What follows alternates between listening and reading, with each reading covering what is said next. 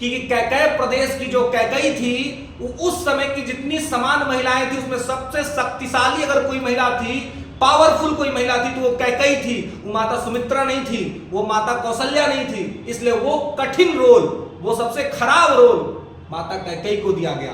अब सोच के देखिए कि पूरे राम के कहानी में यदि माता कैकेयी का स्थान न होता तो क्या रावण को कोई जानता? क्या माता सीता का त्याग कोई जान पाता?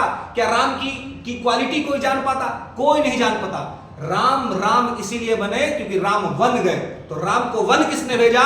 माता कैकेयी ने। तो पूरे सीन की सबसे बड़े डायरेक्टर कौन हुई? माता कैकेयी। लेकिन समाज कमजोर आंखों से देखता है, इसलिए कैकेयी को दोषी मानता है।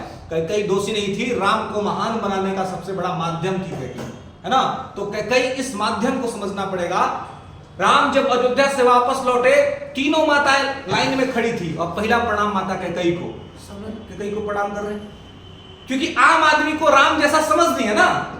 आम आदमी तो बस इतना सोच रहा है कि अगर कैकेयी की वजह से कष्ट दे दिया, लेकिन राम समझ रहे हैं कि माता वो कैकेयी ही है जिसने मुझे 14 वर्ष का वनवास दिया, और आज जब मैं 14 वर्ष का वनवास काट के आ रहा हूं तो मैं राम गया था, भगवान बन के लौटा। तो राम को भगवान बनाने में कैकेयी की भूमिका थी। सामान्य आम जनसाधारण कैकेयी को गलत मानता है, लेकिन राम ने कभी भी कैकेयी को गलत नहीं माना। यह होता है समझ की फर्क, समझ की फर्क। राम के में वो जो समझ है वो दूसरे किसी में नहीं है। राम का समझ अपने आप में बहुत बड़ा समझ है ना। इसलिए कभी भी किसी तरह के परेशानी से आपको ये नहीं करना है।